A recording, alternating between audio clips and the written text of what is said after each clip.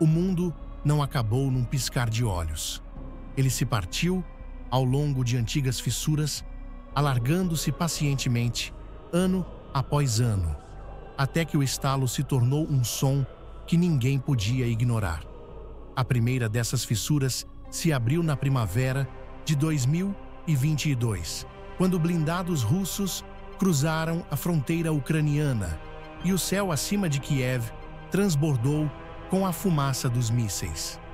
A invasão foi explicada na linguagem direta do revanchismo imperial, e o planeta fingiu por um tempo que sanções rápidas e indignação gritada poderiam curar a ferida. Não curaram. Quando o segundo inverno pandêmico se instalou sobre a Europa, as aldeias da linha de frente eram cascas queimadas, seus pomares cravejados de silenciosas peças de artilharia que serviam como marcadores de fronteira entre os mortos e os moribundos. Em Washington, a guerra foi telegrafada primeiro por meio de briefings matinais, depois por talk shows noturnos. Uma tragédia distante a ser discutida como um placar de futebol. Mas a história murmurou outros planos. Janeiro de 2025 chegou sob as luzes brilhantes de uma segunda posse, e a mensagem gravada no mármore do mall foi paz pela força.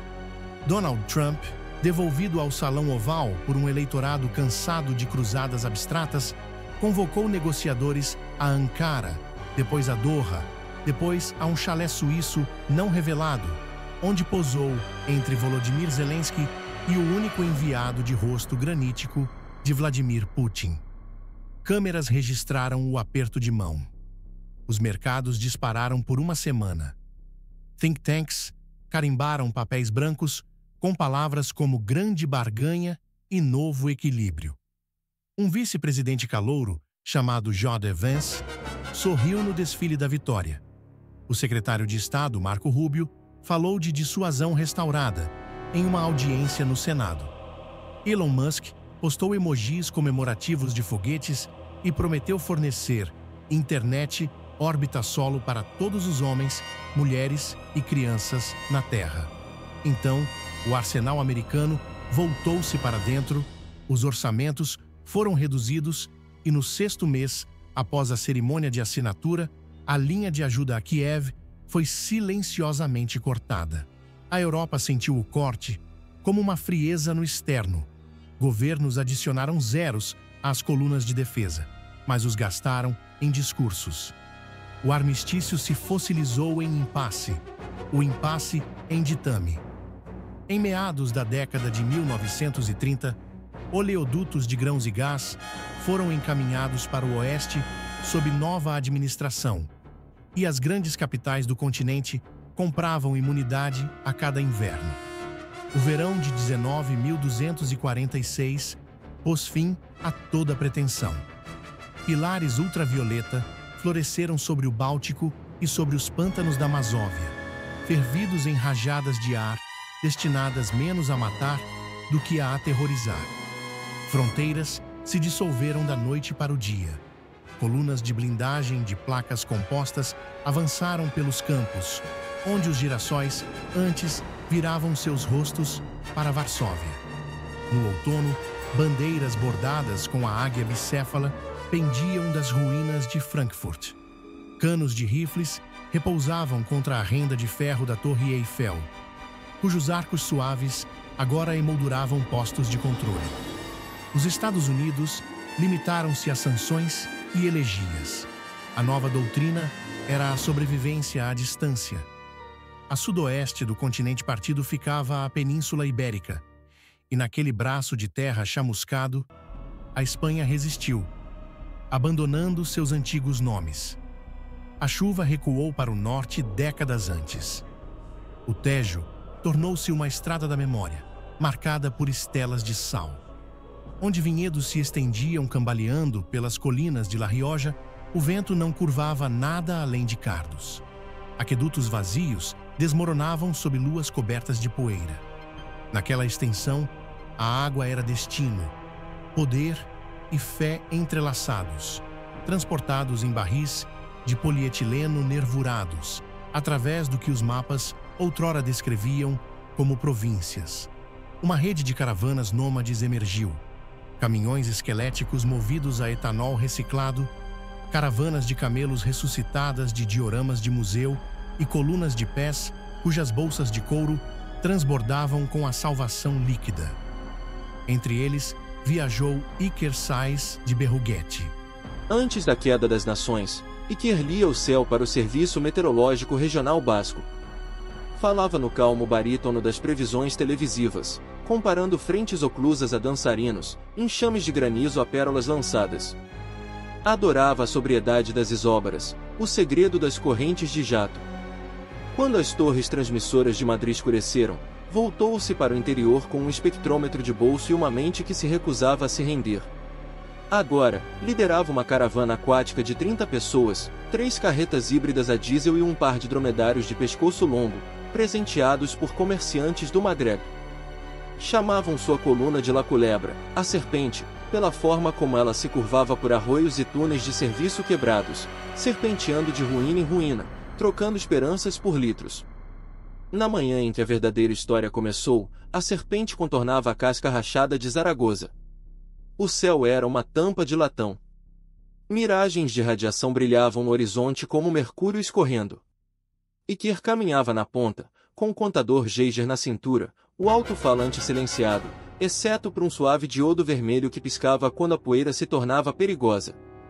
Ao lado dele, caminhava Maia, a cartógrafa da caravana e sua amiga mais antiga, com o cabelo trançado preso sob um kefir desbotado pelas tempestades de areia. Eles estavam procurando um berçário geotérmico abandonado que, segundo rumores, abrigava bombas intactas, equipamentos capazes de extrair salmoura de bolsões subterrâneos para dessalinização. Em vez disso, o que encontraram foi uma fissura na praça de um subúrbio fantasmagórico. Ela se abria onde uma única bomba planadora hipersônica havia tocado a Terra 20 anos antes. A bomba não havia detonado, havia se enterrado. A cavidade que deixou para trás era reforçada por uma estrutura de carbono, como se a explosão tivesse arrancado a pele de algum cofre secreto. A lanterna de cabeça de Iker projetava um cone prateado na ladeira. 30 metros abaixo da superfície, as paredes estavam cobertas por fios de fibra ótica ainda brilhantes em um índigo silencioso. Bancos de unidades quânticas aninhados em prateleiras, intocados por catadores que temiam radiação ou armadilhas militares. Sobre uma porta, pendia uma placa meio derretida, Centro Nacional de Observação Orbital, Arquivo Aegir. O emblema exibia um olho estilizado sobre o Atlântico. Os arquivistas haviam evaporado, mas seus fantasmas pairavam no ar gelado que saía de aberturas esquecidas. As telas dos consoles estavam pretas, exceto por uma única mensagem piscando no arcaico BASIC: digite a chave de descriptografia. Ao lado do teclado, havia um cartão de cerâmica do tamanho da palma da mão de uma criança, com a superfície gravada com glifos de sol e nuvens. Iker prendeu a respiração. Os glifos espelhavam a taquigrafia proprietária de seu antigo escritório. Ele pressionou o cartão contra o painel de indução do console. O texto verde ondulou. Atlas de constelações de satélites GV7.1.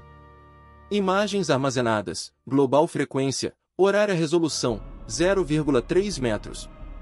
Por um instante, ninguém falou.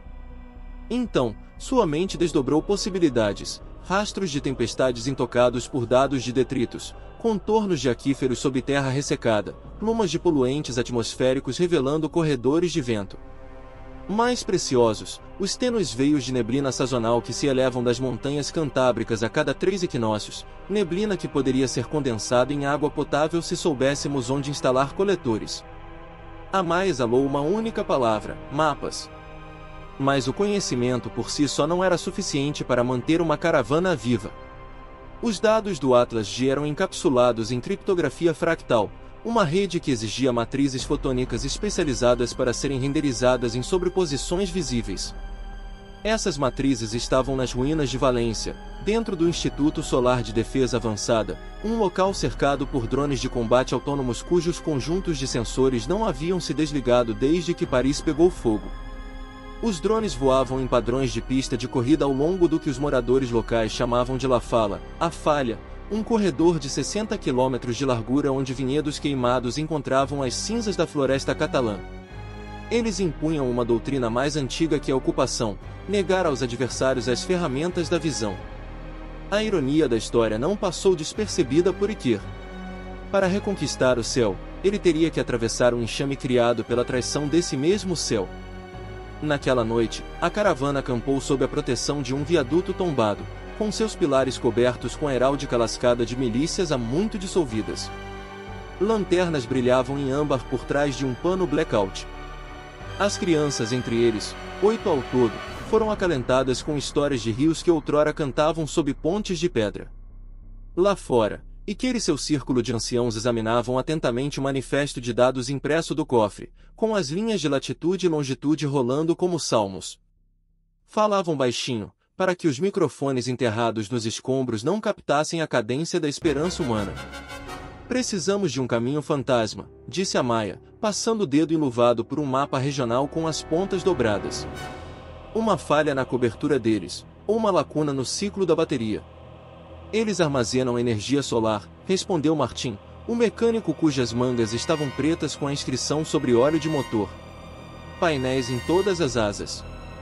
A noite não os enfraquece como antigamente.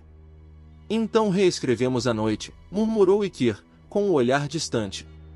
Lembrou-se de trabalhos de pós-graduação sobre palha aerosolizada, sobre interferência microclimática por meio de halos de partículas, ideias antes confinadas a periódicos especulativos de defesa. Ideias que agora poderiam lhes render horas de leitura invisível. A Maia viu a centelha retornar ao olhar dele, a mesma centelha que os guiara através do planalto de Prienes quando tempestades de areia vítrea destroçavam caravanas menores. Ela assentiu. Como? Pó, disse ele simplesmente. E vontade. Ao amanhecer, a serpente estava em movimento novamente, as rodas triturando sobre montes de gesso que brilhavam como ondas congeladas. E queria de carona no caminhão da frente, rabiscando fórmulas em vidros rachados, massa da carga útil, taxa de queima de perclorato de amônio recuperado de cargas de mineração obsoletas, a densidade de poeira necessária para formar uma nuvem de dispersão de radar com 10 km de extensão. Se conseguissem elevar a nuvem para a camada limite superior ao crepúsculo, os pulsos lidar dos drones se refratariam em ruído durante uma única rotação do circuito, 7 minutos, talvez 8. O suficiente para passar por baixo. A caravana chegou ao topo de uma serra. À sua frente, estendia-se o Vale de Los Cochilos, as Facas, assim chamado em homenagem às serras serrilhadas de vergalhões e aos parques solares em ruínas que se projetavam da planície. Além, cintilava a costa distante, uma mancha de estanho onde o Mediterrâneo assava suas últimas marés. Em algum lugar no meio, invisíveis, porém inevitáveis, zumbiam os guardiões da falha. Iker sentiu o cartão Atlas G no bolso do peito, aquecido pela pressão do coração. Em seus circuitos jaziam séculos de memória planetária. Em seus pulmões ardia a respiração irregular de uma espécie apegada à relevância. Imaginou as crianças em fogueiras ainda a serem acesas, bebendo em cisternas alimentadas por fazendas de nevoeiro erguidas nas encostas da Cantábria. Imaginou mapas projetados em tendas de lona, linhas azuis de vapor frio guiando migrações. Imaginou a água rindo novamente dentro de fontes de calcário de aldeias sem nome porque ainda não haviam nascido. A estrada se abria sob as rodas da caravana.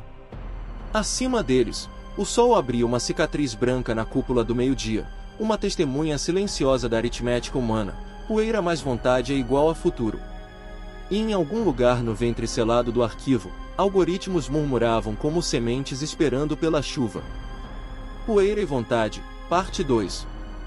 A noite cobria a caravana de veludo antes mesmo que o sol se pusesse de fato. Na era dos céus envenenados, o crepúsculo durava apenas alguns minutos, como se os próprios céus estivessem impacientes com a lembrança. Sob aquela escuridão apressada, Iker fez uma parada sob o abrigo dos postes das turbinas corroídos pela ferrugem. Os moinhos de vento haviam morrido há muito tempo, suas pás destruídas por tempestades de areia cáustica, mas ainda gravavam um metrônomo contra as estrelas, braços esqueléticos marcando a lenta aritmética do perigo. À sombra daquelas sentinelas em ruínas, a serpente se transformou em oficina. Martim estendeu lonas da cor da meia-noite e arrumou latas recolhidas, tambores de fertilizante, tanques de oxigênio rachados, cacos de bicos de foguete de bronze cujas juntas ele reembalou com sebo. Crianças buscavam pedaços do tamanho de punhos de pigmento de tinta de estrada antiga, dióxido de titânio moído até virar um pó fino e claro que outrora mantinha os marcadores de faixa brilhante sob o tráfego de feriados. Agora, serviria como véu contra os olhos de fogo das máquinas. A Maia ajoelhou-se junto a uma escotilha de serviço em ruínas, arrancando fios de cobre de memória de um scanner autônomo de pedágio. Seus dedos hábeis trançaram um filamento em uma única bobina, uma oferenda aos cálculos de Iker. Ao redor deles, erguia-se o silêncio do medo reprimido, pontuado pelo ronco suave dos motores em marcha lenta, prontos para avançar caso os holofotes da patrulha acendessem. Iker se mantinha afastado da agitação, com o olhar erguido para o horizonte marcado. As constelações que ele outrora conhecera escondiam-se atrás de uma névoa de fuligem em nanoescala, mas ele ainda conseguia ler a pulsação do tempo na oscilação das colunas de calor distantes. Naquela noite, a troposfera repousava inquieta, camadas deslizando umas sobre as outras como placas tectônicas de ar, prometendo o cisalhamento repentino do vento em altitude. Perfeito, pensou ele. A turbulência perturbaria as grades inerciais dos drones, amplificando o caos de palha. Sentiu o peso do cartão Atlas G contra o externo e permitiu-se um momento único de reflexão pessoal.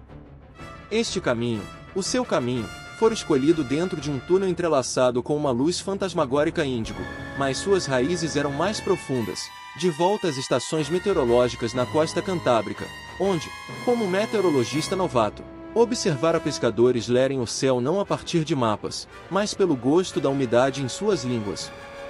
Conhecer o ar, disse-lhe certa vez seu mentor, é a primeira forma de oração. Naquela noite, ele rezou misturando poeira com oxidante. Quando os foguetes improvisados estavam prontos, a caravana avançou para a planície negra de Los Cuchilos. Fileiras de fazendas, há muito irreconhecíveis, abriam sulcos rasos que faziam os caminhões balançarem como barcos em movimento. Os camelôs gemiam, suas longas pernas abrindo caminho entre lâminas de vidro quebrado que brilhavam verde sob os faróis. Ninguém falava além de um murmúrio. Nessas latitudes, o som viajava como fofoca até os guardas com asas de aço. Pouco depois da meia-noite, eles alcançaram as coordenadas que a Maia havia mapeado, um arroio raso orientado leste-oeste, com flancos altos o suficiente para esconder as assinaturas de flecha. Martim enterrou 3 foguetes em fossos escalonados. Sobre eles, Iker aspergiu a mistura de pigmento e vento, um sacramento da opacidade. Eles conectaram fusíveis a uma bateria de relógio rachada e rastejaram de volta para a ravina. 7 minutos, sussurrou Martim, com a mão pairando sobre o interruptor de detonação. Se o vento continuar. Iker beijou os nós dos dedos daquela mão suja de graxa, um antigo gesto basco de sorte emprestada, e apertou o gatilho. O silêncio se rompeu em um rugido branco. Os foguetes lançaram para cima fontes de poeira incandescente que se espalharam, floresceram, fragmentaram-se em bilhões de partículas, cada uma não mais pesada que um suspiro. Lá no alto, drones de vigilância emitiam alertas através de uma malha criptografada, partículas inesperadas, assinatura desconhecida, horizonte falso. Seus cérebros de inteligência artificial circulavam por manuais, teste de armas químicas, pluma de cinzas vulcânicas. Enquanto, lá embaixo, a serpente acelerava seus motores e deslizava para o norte. A Maia dirigia a toda velocidade, os nós dos dedos brancos como ossos no volante enquanto redemoinhos de poeira surgiam nos destroços do foguete, enrolando-se como serpentes prateadas. Atrás dela, crianças se amontoavam entre barris de água chapinhando e sussurravam a única oração que conheciam, que amanhã chegue. Nunca haviam aprendido com os mais velhos sobre pão e perdão diário, o mundo já havia ficado sem pão muito antes da misericórdia. A céu aberto, os drones se adaptaram mais rápido do que os homens previram. Um fragmento de luar iluminou asas de carbono girando em grades de busca. Pulsos de lidar atravessaram farrapos de poeira. Um deles encontrou o caminhão mais atrás da caravana, um Opel surrado, cuja capota ainda exibia um decalque turístico desbotado do antigo horizonte de Madrid. Para a mente da máquina, era uma assinatura térmica não autorizada. Conjunto de regras, interceptar. O caçador se desprendeu do seu circuito de patrulha e mergulhou. A filha de Martin, Lua, dirigia o último caminhão, cuidando dos dromedários. Quando o drone parou, ela viu apenas um repentino brilho violeta e sentiu a estática arrepiar os pelos dos braços. O instinto, mais antigo que a linguagem, a lançou para baixo da lona. A haste de impacto atravessou a cabine do motorista em um clarão branco, vaporizando nervos, aço e gasolina. Um tremor secundário de trovão percorreu o deserto e a noite instantaneamente cheirou a cravo da Índia queimado e graxa de eixo. O caminhão balançou como uma faca, derrapou para o lado e tombou em um espasmo de chamas. O comboio não parou. Não podia. A sobrevivência exigia uma brutalidade que ainda tinha gosto de traição. Iker observou a bola de fogo diminuir no espelho lateral de sua cabine e esculpiu a dor em osso, guardando-a para mais tarde, para a luz do dia, quando pudesse transformá-la em canções de luto. Agora ele dirigia. Os minutos se passaram. O véu de poeira se afinava em direção à estratosfera, desfazendo-se sob o cisalhamento das correntes de jato. Mas a serpente havia atravessado a fala. Ao longe, sob a luz das estrelas, erguiam-se os arredores de Valência, um conjunto de torres outrora revestidas de vidro espelhado, agora marteladas pelo sol e pelas cicatrizes de balas, ainda magníficas em ruínas. Além dessas colmeias, ficava o Instituto Solar de Defesa Avançada. Deixaram os caminhões escondidos em uma estrutura de estacionamento esquelética, meio engolida pela fluência das dunas. Dali, a aproximação seria a pé, com circuitos serpenteando por fendas de concreto desabado, onde vergalhões se arqueavam como veias expostas. Iker carregava o cartão Atlas G em uma caixa revestida de chumbo pendurada no peito, a Maia erguia uma bobina de cobre e um transmissor quebrado, parte repetidor, parte isca. Martin carregava no ombro uma serra de corte sem chama. Lua, manchada de fumaça, mas silenciosa, caminhava ao lado dele sem uma lágrima. Renata os acompanhava, uma das anomalias silenciosas da caravana, uma ex-engenheira eletroótica cujas retinas ainda exibiam leves cicatrizes de um acidente de fábrica. Renata via as cores de forma diferente agora, o infravermelho cintilava nas bordas, o ultravioleta desabrochava sobre o metal como gelo. Isso a tornava insubstituível ao evitar armadilhas invisíveis a olhos normais. Ela os conduziu pela cidade cadáver sob uma luz fantasmagórica, com sinais de mão nítidos contra o fundo de portas quebradas. Em um saguão superior, pararam para observar holofotes paramétricos cruzando o horizonte como dedos pálidos. A luz era muito regular, muito lenta, não drones, mas observadores tripulados, infantaria de ocupação usando holofotes soviéticos excedentes montados em clones de UMVs. Os russos e seus auxiliares ainda mantinham uma guarnição ao redor de instalações de pesquisa, receosos de que em algum lugar nos destroços se escondessem armas que eles não haviam visto. Isso significava que os drones não eram os únicos predadores. Iker observou os sobreviventes, pensando em curvas de probabilidade.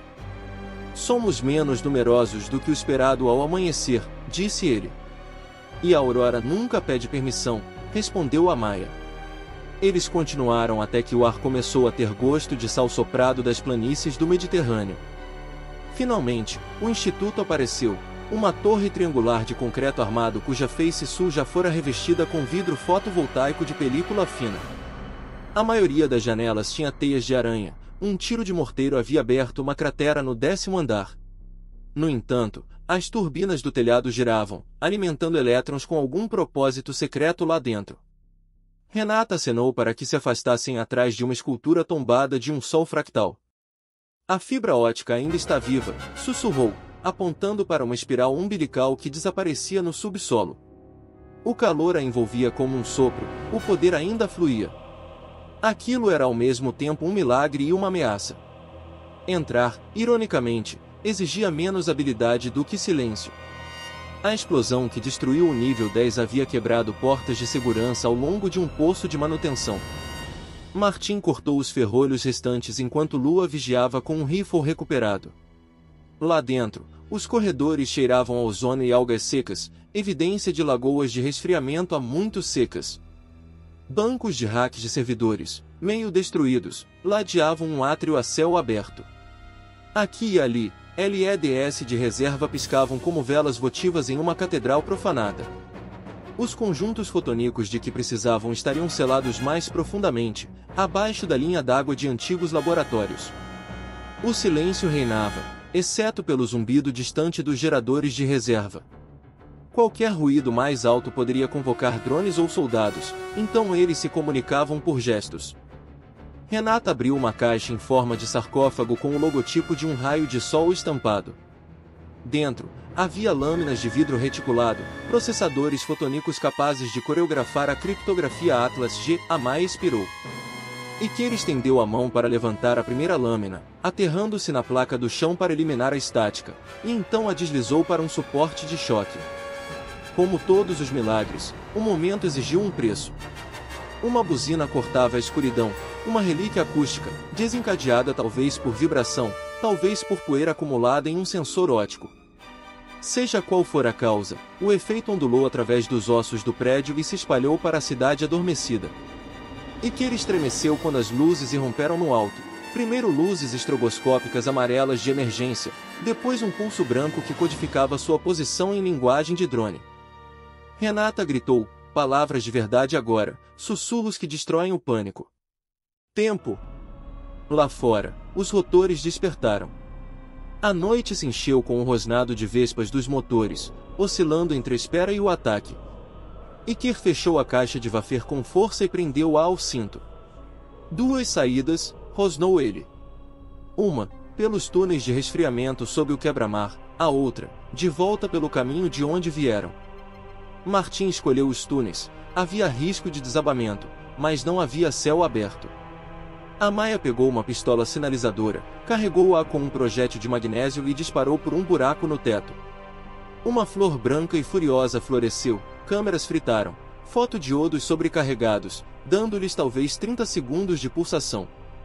Eles correram. Corredores se transformaram em túneis de vento, ondas de pressão vindas do rotor, estilhaçando vidros enquanto drones tentavam entrar no ambiente. O rifle de lua disparou uma vez, depois emperrou. Ela o jogou de lado e arrastou um conduíte de energia solto, acionando sensores, de modo que rajadas de eletricidade se espalharam pelos corredores em redes letais. Faíscas iluminaram seus olhos, ela não diminuiu o ritmo. Uma escada desabou sob granadas de concussão, eles viraram à esquerda para uma galeria de manutenção repleta de algas ultravioleta. Um drone deslizou pela brecha atrás deles, atingido por ricochetes de fogo cruzado, deslizou sobre azulejos molhados e detonou contra uma coluna de suporte, atingindo os fugitivos com estilhaços de fibra de carbono. Estilhaços cortaram o antebraço de Renata, arcos arteriais brilhantes traçaram grafites transitórios na parede. Iker rasgou uma tira da manga, estancou o fluxo de água enquanto se movia, cada passo uma aposta. Em outro nível, a planta baixa se alinhava com as memórias armazenadas no cérebro de Iker, marcado pelo clima. Ali havia um antigo centro de fluídica de dados, onde circuitos de refrigeração levavam à captação subterrânea de água do mar. Se aqueles canos ainda existissem, eles poderiam despachá-los a 2 quilômetros ao sul do Instituto, além do cordão de explosão aérea de drones e a uma distância quase impossível de seus caminhões. Ele abriu a escotilha, destrancada por uma descarga elétrica, e o grupo se espalhou por um poço vertical que fedia cobre e cracas corroídos. Degraus da escada, enferrujados até o fio da navalha, ameaçavam descascar a pele, mas a sobrevivência adiava a dor. Desceram para a escuridão onde apenas o sangue de Renata deixava o calor no metal. Na base do poço, Martin acendeu um bastão químico, uma luminescência verde percorreu a curvatura interna do tubo, revelando uma junção selada por uma comporta de pressão. A voltagem ainda alimentava os servos. A Maia golpeou a alavanca manual com sua alavanca, aspiradores chiaram, a comporta estalou e ar salobro entrou, tingido pela decomposição de algas marinhas. Além, havia água na altura dos joelhos, fluindo em direção aos tanques de saída.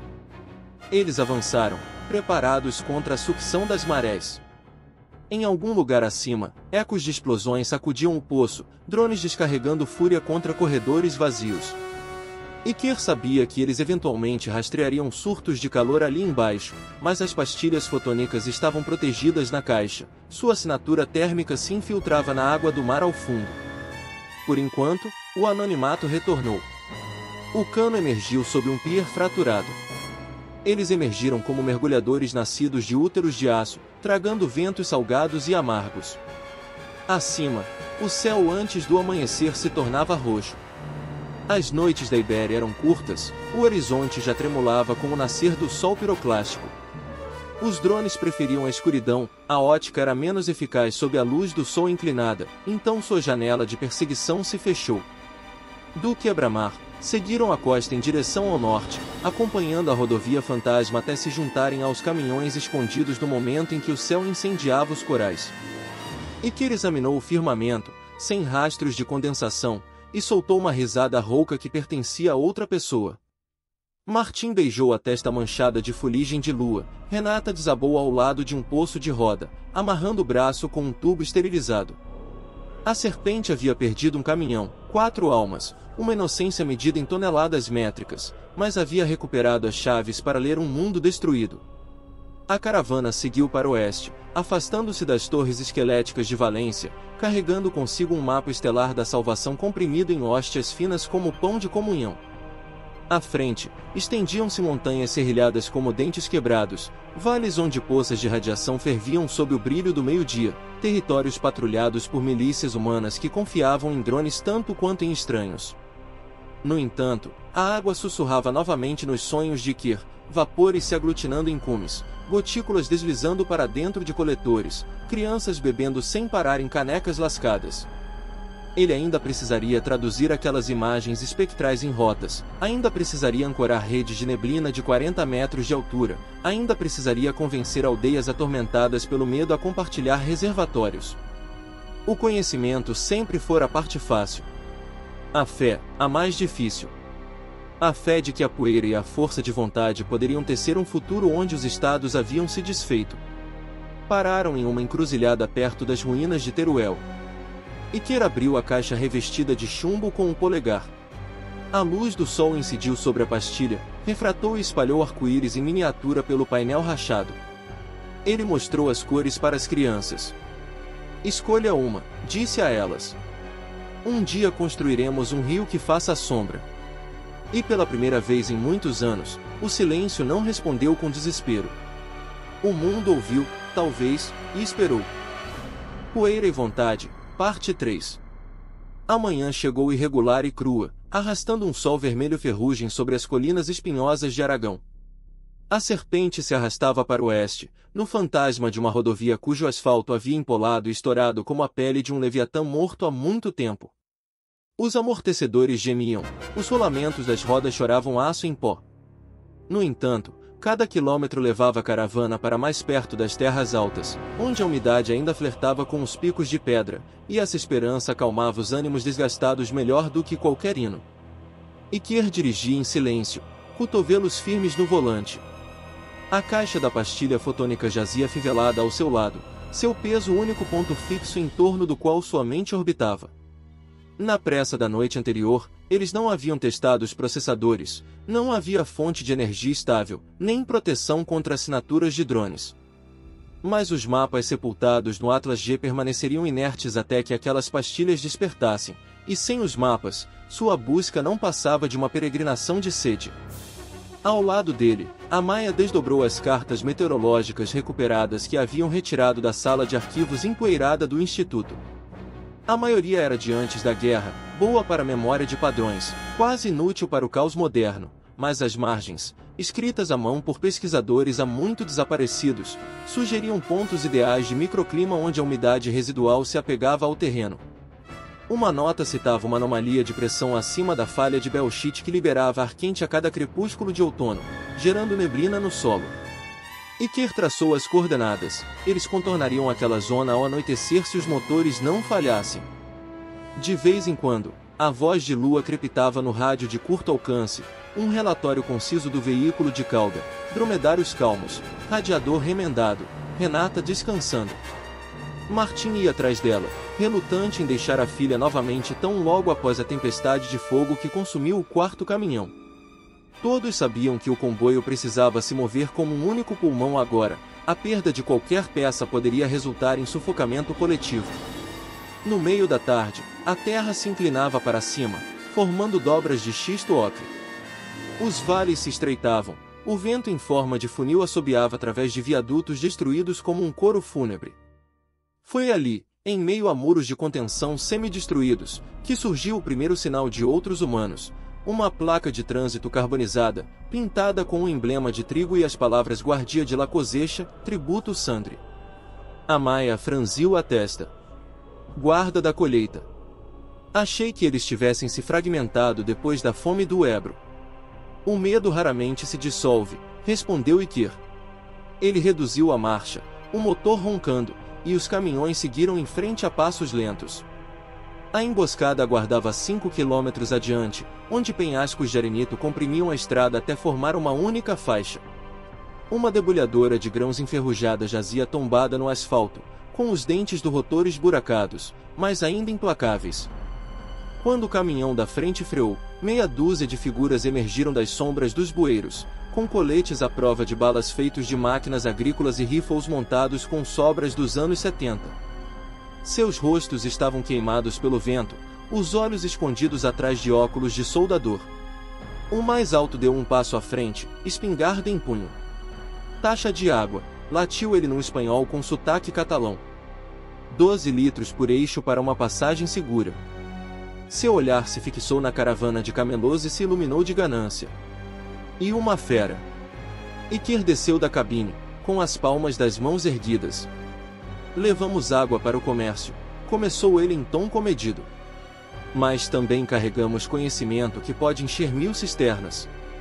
Em vez disso, vamos compartilhá-lo. O sentinela riu, um som curto como pedras caindo em um poço. O conhecimento nunca saciou uma garganta.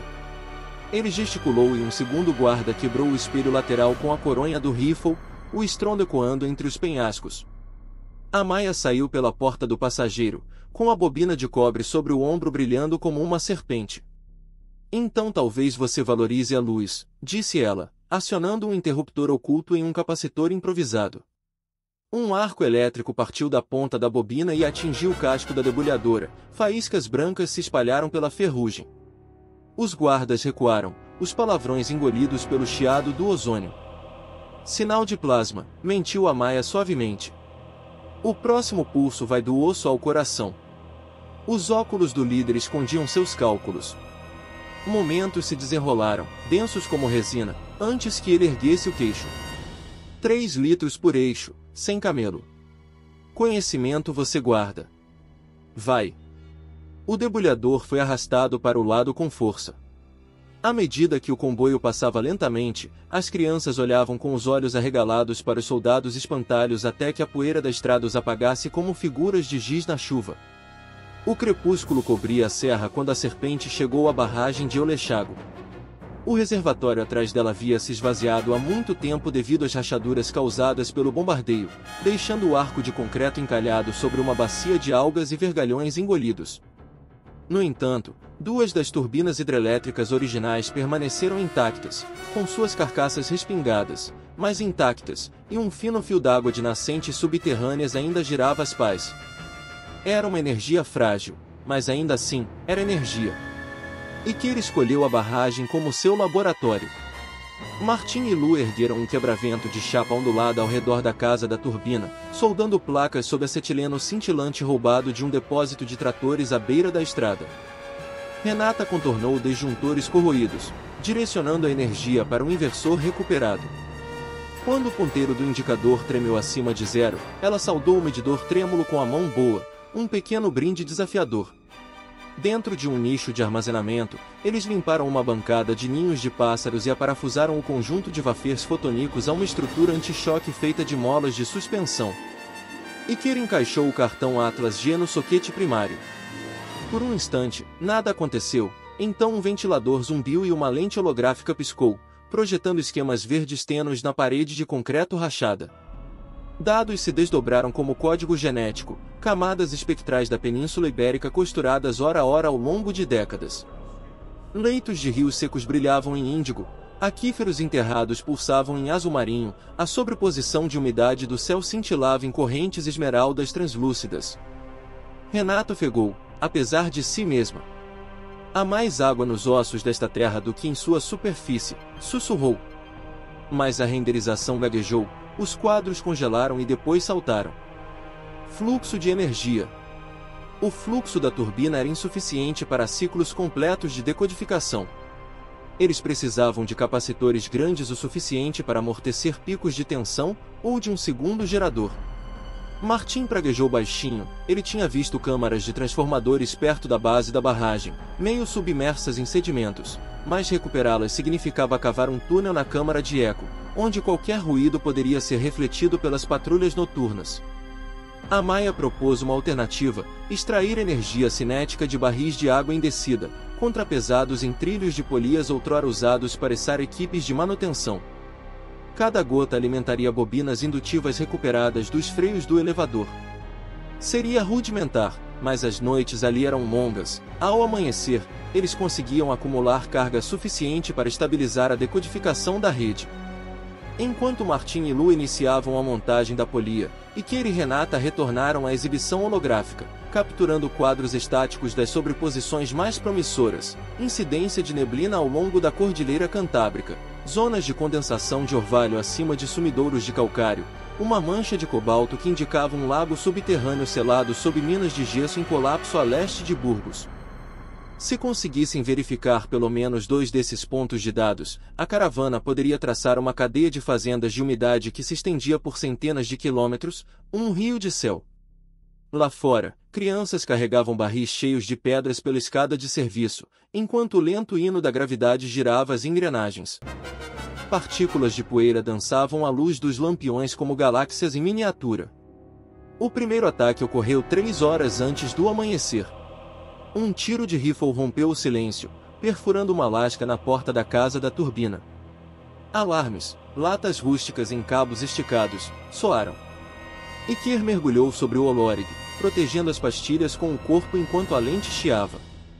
Rádios emitiam gritos sobrepostos. A guarda da colheita os seguirá, guiada por um antigo drone de observação russo que haviam capturado e improvisado para rastrear termicamente. Balas faiscavam no concreto. Cordilheiras de camelôs berravam, crianças se espalhavam atrás de pilares de sustentação. Martin acionou um sinalizador de magnésio que banhou o desfiladeiro com um brilho branco fantasma, destruindo miras de visão noturna. Amaya disparou um par de bombas de fumaça improvisadas, latas de fertilizante químico que se espalhavam, sufocando nuvens amarelas com o vento do vale. Sob cobertura, Lu e 2 adolescentes mais velhos formaram uma linha de combate com carabinas enferrujadas. Mas a guarda tinha números. Figuras se espalhavam pelo vertedouro, silhuetas envoltas em fumaça, atirando em rajadas disciplinadas. Um ricochete atravessou um barril de água, litros preciosos foram jorrados. Outra bala estilhaçou o para-brisa do caminhão da frente. Iker rastejou até a soleira, o coração batendo tão descontroladamente quanto as engrenagens de uma turbina. Contou os clarões dos disparos, calculou ângulos. As comportas da barragem, embora empenadas, ainda estavam presas a uma alavanca de liberação de emergência alojada em um pequeno bunker de controle no meio do arco.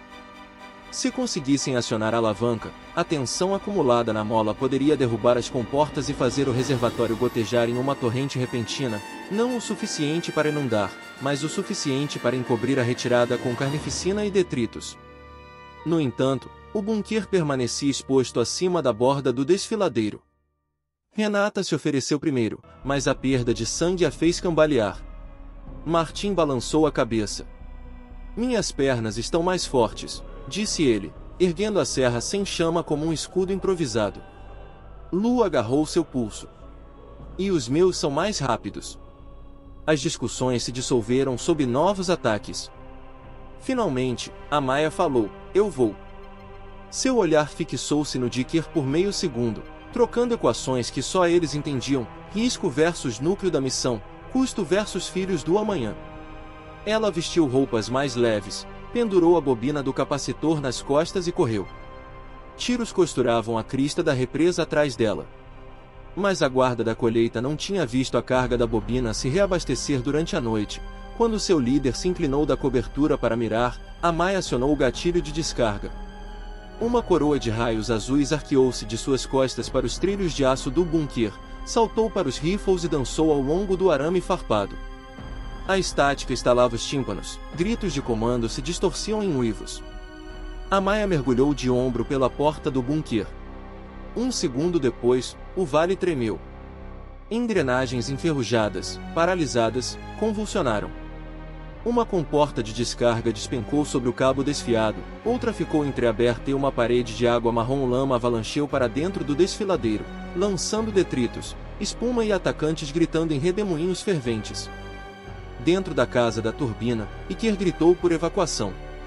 Lua conduziu as crianças para os caminhões restantes.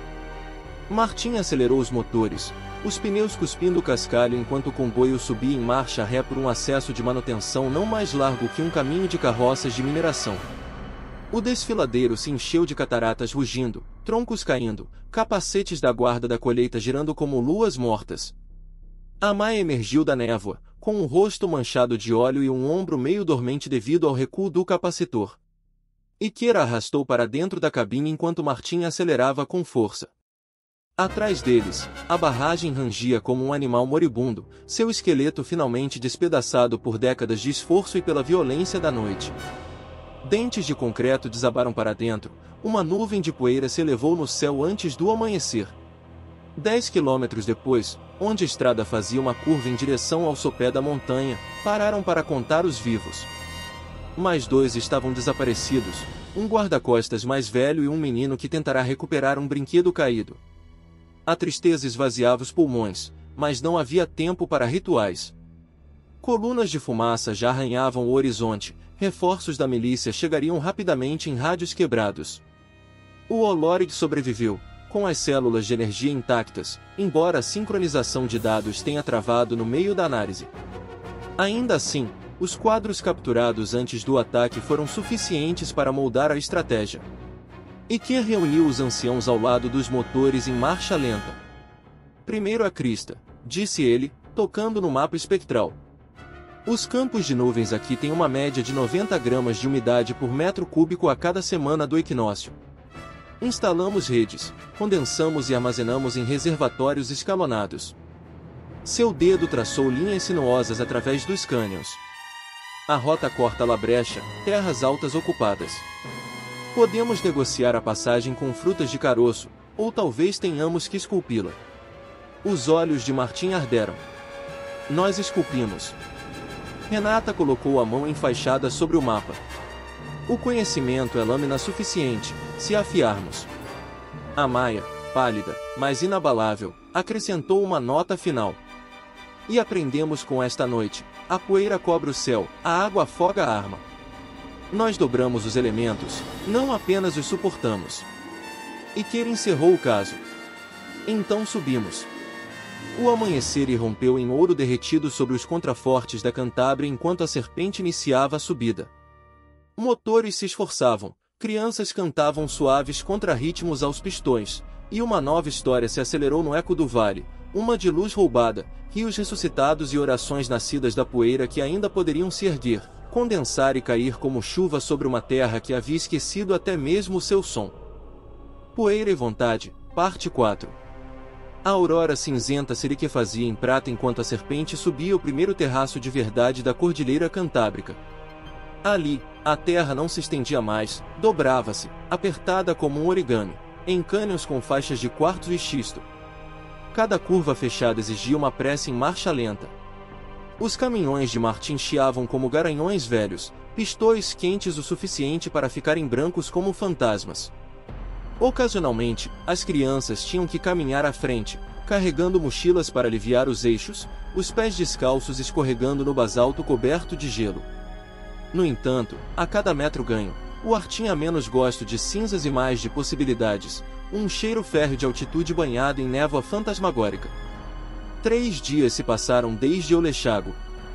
A barragem jazia em algum lugar atrás deles, em um berço de concreto pulverizado e certezas chamuscadas. Eles dormiram em cavidades de pedreiras e capelas de bueiros, cada nascer do sol revelando novas feridas, um vazamento de refrigerante, uma bolsa de eixo rompida, a febre de Renata por estilhaços não tratados. Mesmo assim, eles escalaram. Entre os penhascos, o Olorig Atlas G projetava auroras em aquarela em lonas à noite, guiando-os em direção à espinha dorsal da serra, onde a neblina sazonal fluía como rios fantasmas sob a trajetória dos ventos de oeste. Se os modelos se mantivessem, os coletores de condensação poderiam florescer ali como pomares de prata, captando umidade suficiente a cada semana de equinócio para semear reservatórios em costa abaixo por meio ano. Mas a serra não estava abandonada. Muito antes da ocupação, as cidades mineiras aqui viveram e pereceram pelo ferro. Quando as fronteiras se dissolveram e os vales queimaram, os sobreviventes recuaram para túneis que perfuravam a cordilheira. Eles se autodenominavam Los Heredeiros, os herdeiros, reivindicando a administração de cada grama de minério e cada sopro de ar da montanha. Seus batedores pintaram sigilos em pedras e instalaram alarmes de arame feitos de cordas de violão, suas intrusões anunciadas por notas lamentosas perdidas no vento. A serpente disparou uma dessas canções ao anoitecer do quarto dia. Um único acorde reverberou pelo vale, menor e triste. A Maia congelou no meio do caminho, com a espiral de cobre equilibrada sobre os ombros. No silêncio que se seguiu, Iker sentiu a montanha inalar. Então veio a resposta, 5 notas, lentas, descendentes. Os herdeiros estavam ouvindo. Encontraram os emissários em uma saliência de calcário onde montes de escória pareciam ondas congeladas. 2 figuras emergiram, com os rostos protegidos por meias máscaras feitas de viseiras de solda antigas. Carregavam carabinas Mauser antigas penduradas baixas, mais cerimoniais do que letais. Uma voz feminina soou por trás da viseira. Viajantes, anunciem seu sangue e seu propósito. Iker deu um passo à frente, com as palmas das mãos abertas. Nós carregamos água, não guerra. Água, ecoou o segundo emissário, um jovem com cabelos da cor de pó de ardósia. Só existe a relutância do céu. Queremos reescrever essa relutância, disse a Maia, abrindo a lente holográfica. Ela projetou um códice de correntes de umidade na face do penhasco, azuis e verdes brilhantes dançando sobre a pedra bruta. Os emissários soltaram suspiros, a mulher traçou um redemoinho espectral com o dedo enluvado, como se estivesse testando a temperatura da fé. Ainda assim, a admiração por si só não conseguia distorcer a política. Nossos túneis guardam as passagens elevadas, disse ela por fim. Zangões raramente as atravessam. Mas suprimentos são cicatrizes. Mostre-nos o que seu conhecimento pode gerar, e talvez a montanha abra uma veia. As negociações se desenrolaram em uma linguagem de escassez.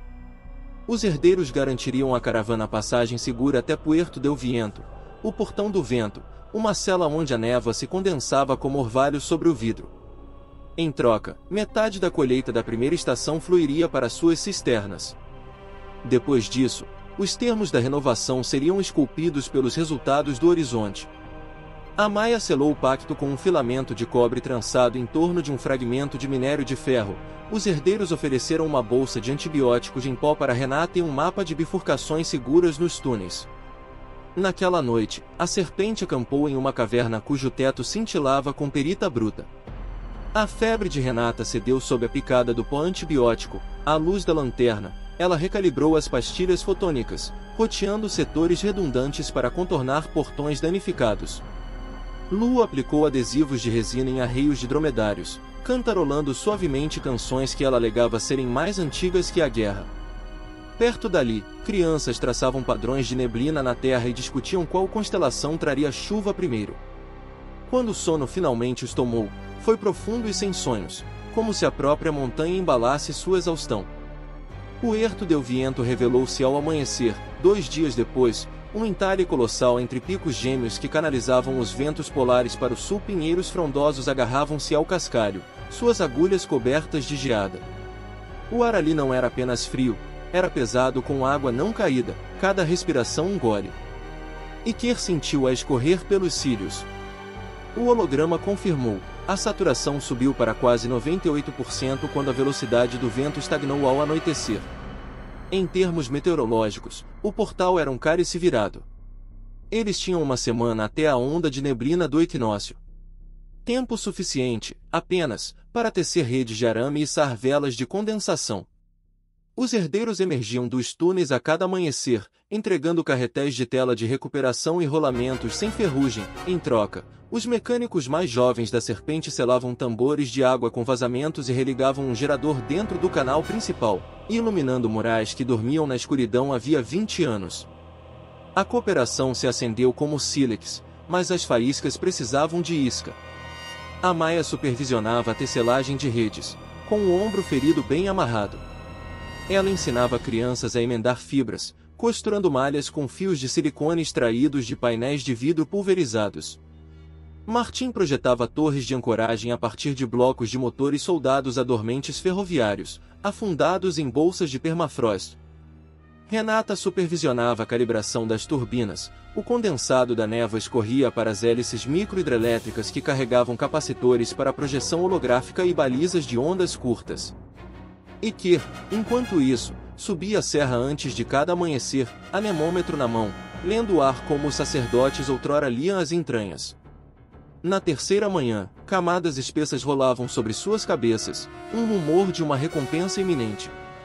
Na sexta, o céu estava roxo e trovões baixos rondavam além dos picos ocidentais. Ele desceu ao acampamento com notícias. Parede de neblina chegando ao anoitecer do primeiro equinócio. 12 horas. Risos, aplausos, algumas lágrimas. Depois, frenesi. Redes içadas em troncos de polias, as retrancas das velas rangiam até os cabos de sustentação zumbirem. Ao longo da crista, bobinas de cobre emitiam estática enquanto microaquecedores aqueciam os pontos de ancoragem para evitar soldas de gelo que poderiam cisalhar os cabos. Os herdeiros se alinhavam na muralha do portão, seus mausers transformados em mastros de bandeira ostentando flâmulas de linho recuperadas de antigas salas de aula. Até as crianças sentiam a mudança na história. O crepúsculo deslizou sua lâmina pelos picos. As temperaturas despencaram, o vento diminuiu e, como se uma porta invisível se abrisse, uma maré de neblina invadiu a passagem. Movia-se como leite derramado lentamente, enrolando-se, derramando-se, engolindo as redes inteiras. Fios de malha vibravam. Gotículas se aglutinavam, fundiam-se, engordavam, pingavam pelos canais das calhas para calhas de acrílico, canibalizadas dos telhados das estufas. O som era diferente de tudo que as crianças já haviam conhecido, um tamborilar suave e incessante, que lembrava a chuva esquecida nas sacadas. Várias simplesmente ficaram de boca aberta, pegando as gotículas com a língua. Martim mediu a entrada. 600 litros na primeira hora, sussurrou. Mãe das engrenagens. À meia-noite, os reservatórios de armazenamento estavam cheios. O excesso de condensado enchia as cisternas meio enterradas, marcadas com o símbolo do herdeiro. Anciãos de ambos os grupos despejavam água em xícaras de barro e, por um instante, séculos de conflito tiveram gosto de fria clareza.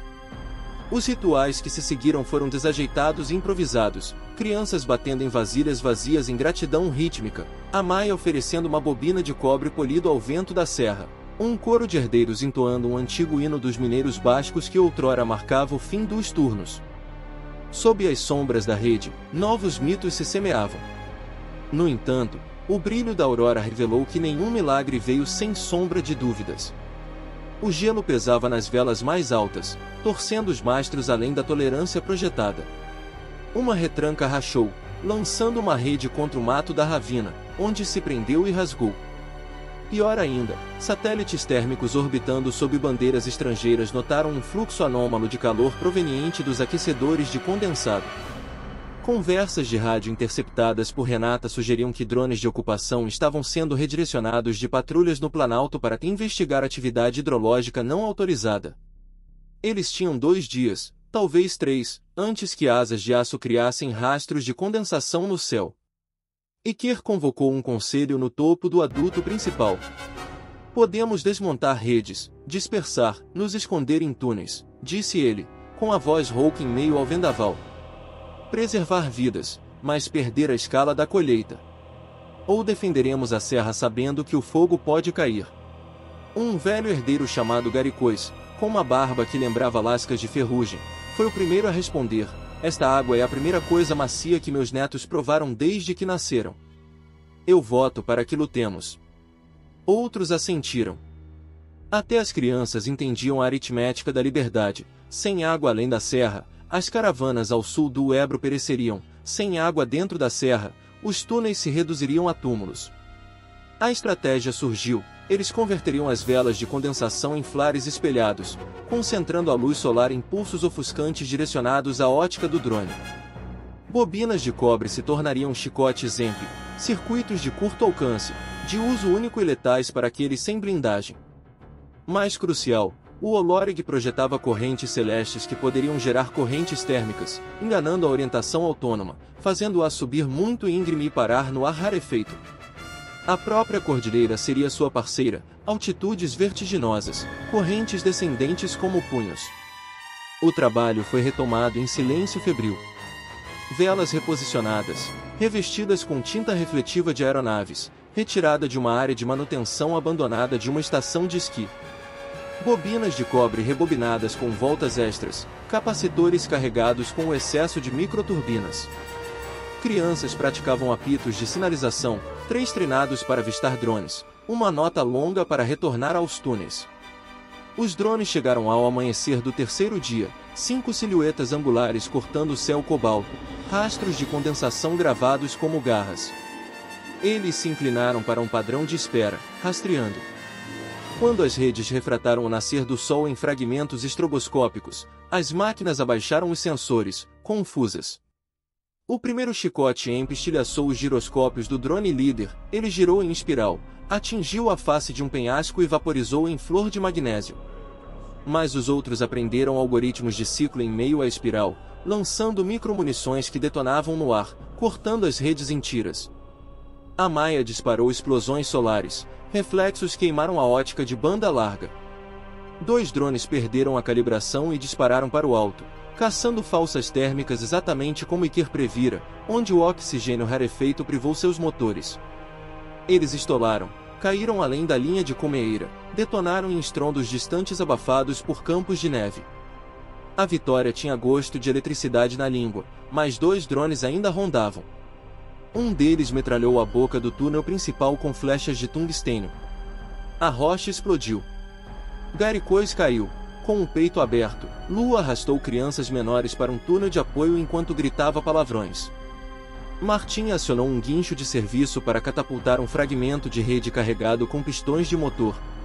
Atingiu a raiz da asa do drone, a máquina guinou, mas o piloto automático corrigiu, desviando para uma segunda passagem. Renata cambaleou para fora de uma alcova de controle, com o Olorig erguido, as lentes projetando falsas assinaturas infravermelhas em espirais pelo vale, um caleidoscópio digital imitando 1000 batimentos cardíacos humanos. A matriz de ameaças do drone sobrecarregou, sinalizou cada pixel como alvo e hesitou.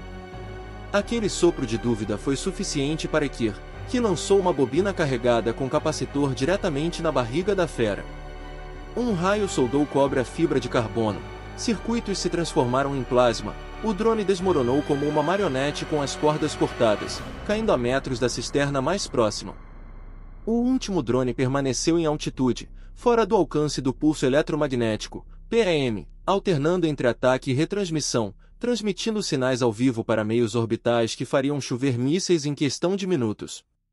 As opções se resumiam a voo ou audácia. A audácia venceu.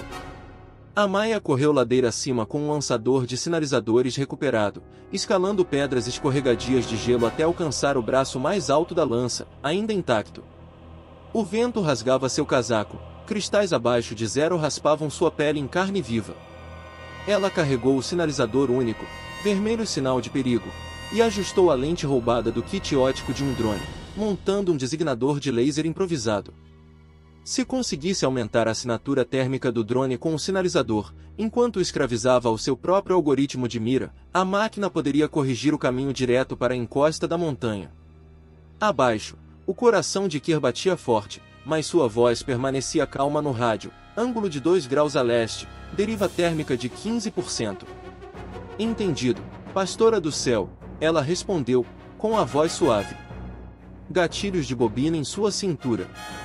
Ela esperou enquanto o drone se inclinava, predador metálico atraído pelo reflexo de seu próprio sensor. Quando ele se posicionou acima como uma lâmina suspensa, ela disparou. O sinalizador se acendeu em escarlate, colimado pela lente em uma lança de luz que perfurou o conjunto do drone. A inteligência artificial confusa girou, perseguindo o calor fantasma, diretamente em direção a um pilar de granito mais antigo que a memória. A bola de fogo de impacto pintou o amanhecer em um carmesim apocalíptico, destroços choveram como neve tóxica. O silêncio se fechou bruscamente. Por um longo tempo, ninguém se moveu, como se o próprio som estivesse atordoado. Então, um fio d'água começou a fluir, suave, porém inegável. As redes, embora rasgadas, ainda pingavam água em coxos. O vento da crista suspirava através das barreiras quebradas como se estivesse aplaudindo. As crianças emergiram primeiro, com os olhos arregalados, seguidas pelos mais velhos com os joelhos trêmulos. Reuniram-se onde jaziam cacos de carbono da asa, tocaram-nos com incredulidade e então olharam para o céu, agora sem aço. Renata desabou contra um pilar, as lágrimas se misturando à geada. Talvez tenhamos uma janela antes que mais cheguem, disse ela, com a voz rouca. Mas também temos provas, respondeu Iker, gesticulando para as cisternas transbordando. O mundo aqui em cima produz água a partir do ar. Outros seguirão o caminho da sede até o cume da chuva. E nós estaremos prontos. Semanas se transformaram em meses. A serpente trocou sua pele transitória, tornando-se primeiro um vilarejo, depois uma treliça de terraços ligados por tubos pretos. Redes de neblina se multiplicaram, costuradas com seda de paraquedas e cabos recuperados. Lagoas de cisternas espelhavam céus listrados de cirros. Os herdeiros e os caravaneiros renomearam Puerto del Viento para Poente de Nubes, Ponte das Nuvens, e esculpiram marcadores para os viajantes, uma serpente de cobre entrelaçada com uma picareta de ferro, no topo de uma onda. As notícias viajavam em solas de botas enrajadas de rádio hackeadas. Famílias dos vales irradiados chegavam com carroças de lata, oferecendo sementes, circuitos e canções. Alguns ficavam, tecendo redes. Outros enchiam cabaças com água coletada e a levavam para o sul para trocar por antibiótico de pavio de lampião, espalhando o boato de um lugar onde a chuva havia renascido. A cada comboio, o mapa dentro do Olore de Iker se tornava menos teórico. Nós de fazendas de umidade pontuavam a espinha dorsal da Cantábria, atados por alianças de necessidade. Milícias de resistência, antes-territoriais, mudaram o cálculo. A água ultrapassou as fronteiras, pactos de proteção substituíram as exigências de pedágio. Até mesmo ocupantes distantes pestanejaram, a confusão se infiltrando na cadeia de comando. Suas imagens via satélite mostravam redes de neblina brilhando como teia de aranha, mas nenhuma coluna de tropas, nenhuma blindagem pesada, apenas bolsões de infraestrutura civil imunes à intimidação. Uma nova doutrina sussurrada pelos quartéis ocupados: não se pode bombardear o céu para que ele obedeça. Certa noite, sob as estrelas abobadadas, Iker estava junto à maior cisterna, com a superfície ondulando ao luar. A Maia se juntou a eles, com o ombro remendado e os cílios adornados com cristais de neblina. Eles observaram crianças lançando barquinhos de papel feitos com velhas folhas de racionamento, cada um com um desejo escrito. Lua se aproximou, que os rios aprendam seus nomes novamente. Eu costumava prever o amanhã, disse Iker, em voz baixa. Sempre senti como se estivesse trapaceando para saber a intenção do céu. Agora percebo que prever nunca era suficiente. Tínhamos que intervir. A Maia sorriu, o ar fervilhando entre eles. Nós nunca vencemos o clima, Iker. Nós negociamos.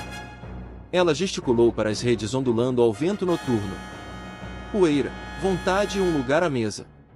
Ele enxugou uma gota da bochecha dela, sem saber se vinha de uma nuvem ou de um olho grato. Como chamaremos este capítulo do Atlas? Ela refletiu. Talvez nenhum capítulo, disse ela. Que seja um prólogo. A história em que as pessoas se lembram de que sobrevivência é colaboração, não conquista.